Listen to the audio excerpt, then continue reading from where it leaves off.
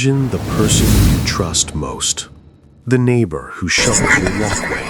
The friend who brings cupcakes to your door. Now imagine one night you realize you never really knew them at all. Tonight, I'm taking you inside a true American nightmare. A story you'll wish wasn't real.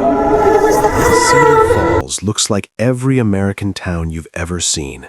A place where the biggest drama is who'll win homecoming and everyone knows your name. This is where our story begins. Meet Mr. Dwyer. Late 40s, glasses, soft-spoken, always smiling.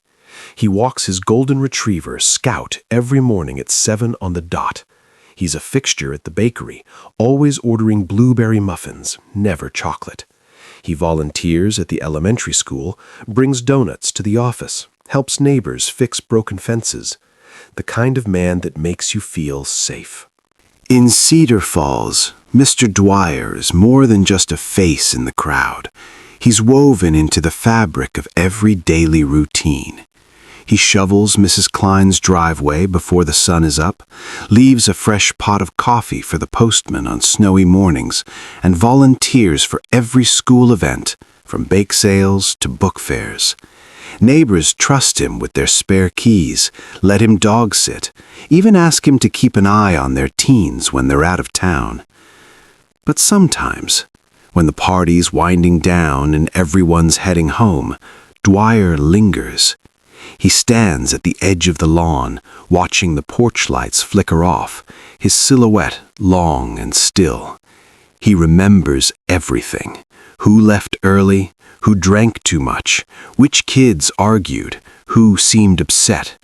His notebook grows thicker every month, filled with details that even the people themselves forget. One day, Mrs. Klein mentions to her friend that it's strange how Dwyer always appears when someone needs something, as if he just knows. The friend laughs it off. But that night, she finds a note in her mailbox. "Hope you're feeling better. D." She never told anyone she was ill. How did he know? Was it kindness The real Mr. or Dwyer something else? Never sleeps.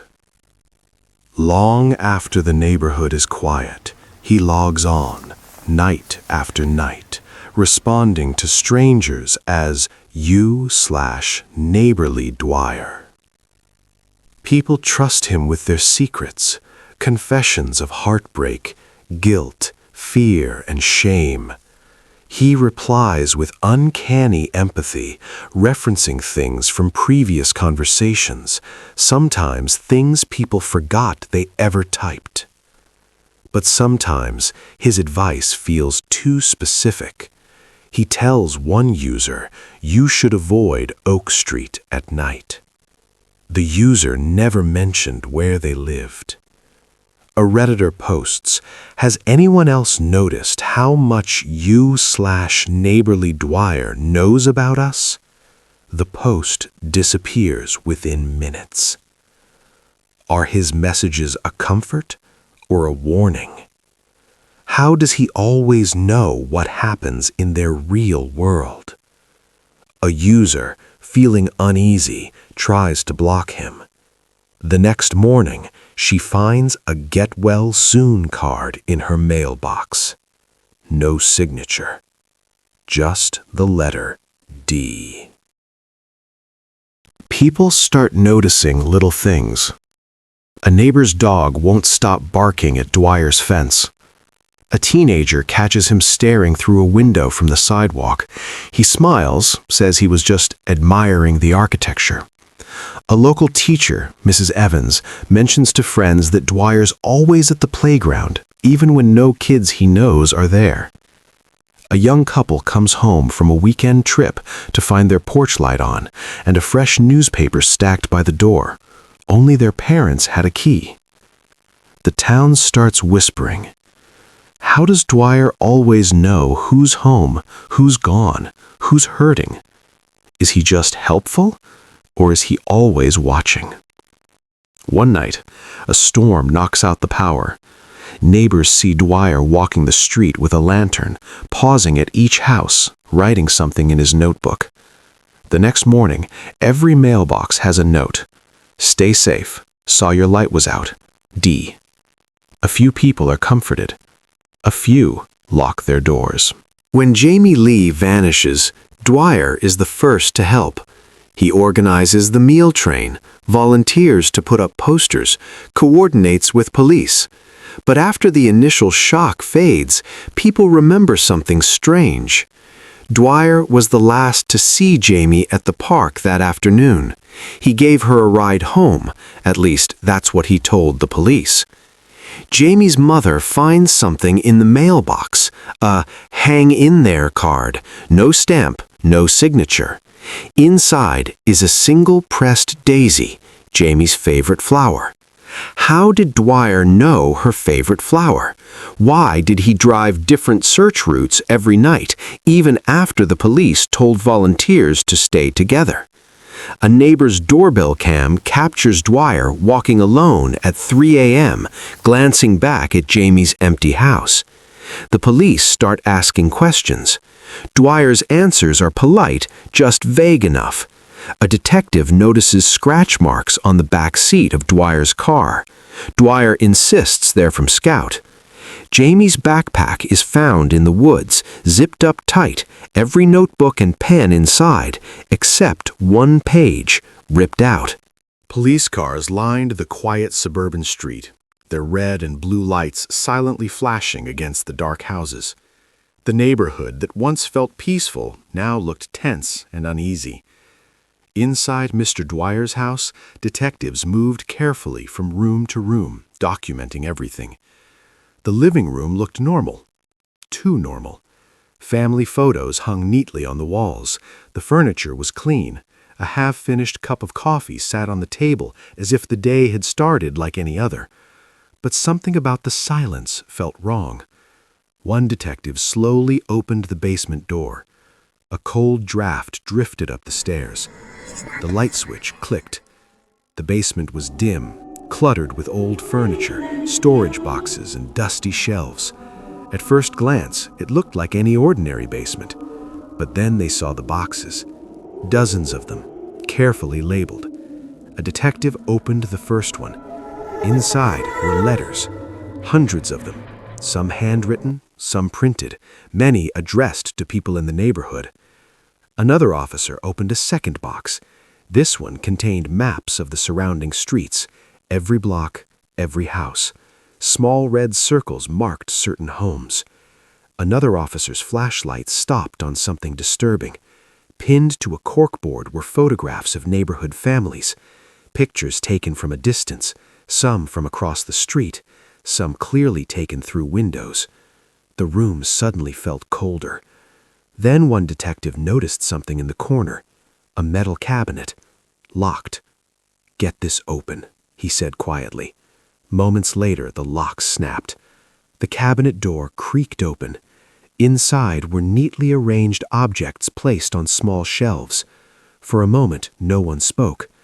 A necklace, a worn journal, hair clips, a bracelet, a single red glove, each sealed in small plastic bags. Evidence, personal belongings, things that didn't belong to Mr. Dwyer. One detective slowly whispered, "These belong to the missing women." Silence filled the basement. Upstairs, another officer was examining Mr. Dwyer's laptop. The computer opened to a simple desktop. At first, nothing unusual. Then the detective noticed a folder. It was labeled only one word, Neighbors. He clicked it. Inside were dozens of files, screenshots of social media profiles, saved photos, private direct messages, walking routes mapped through the neighborhood. And a calendar, dates, names, notes, everything organized with disturbing precision. The detective stares at the screen, realizing what it meant. This wasn't random. This had been planned carefully for a long time. In the basement, evidence bags began filling quickly. The sound of plastic rustling echoed through the house. Police radios crackled. Footsteps moved up and down the stairs. Outside, neighbors stood quietly behind their windows, watching, whispering. Some covered their mouths in shock as officers carried box after box out of the house. The man they had waved to for years, the man who walked his dog every evening, the man who always smiled politely, now handcuffed, standing beside a police car. Mr. Dwyer remained strangely calm, his face expressionless. As the detectives read the charges, he shook his head slowly. "I didn't do anything. I don't know what you're talking about." But as the police car door shut and the vehicle pulled away into the night, the quiet neighborhood would never feel safe again. Because the truth hiding inside that basement had only just begun to unfold. The news spreads fast, too fast. By sunrise, the entire town knows the name, Mr. Dwyer. The quiet neighbor, the helpful man, the one everyone trusted. And suddenly, nothing about him makes sense anymore.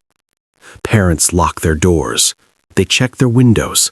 Some of them realize something that chills them even more than the arrest itself. Dwyer didn't just live in the neighborhood. He knew the neighborhood. And the questions begin to grow darker. How long had he been watching? How long had he been listening? How many routines, how many secrets, how many private conversations had he quietly collected? Neighbors begin remembering small things, moments that once felt harmless, moments that now feel terrifying. He was always kind, always checking on people. She pauses. Her eyes fill with fear. He brought me soup when my daughter was sick. A long silence. Then she continues, almost whispering. I told him where our spare key was. She looks at the ground. I never thought... Her voice breaks before she finishes the sentence. The town that once trusted him now watches in disbelief. Because the scariest part isn't just what police found in the basement. It's something far worse.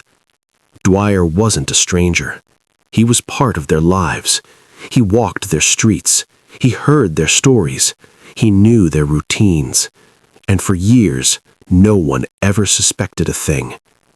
But investigators are only beginning to uncover the truth, and what they find next will reveal that Mr. Dwyer's secrets may reach far beyond this quiet street.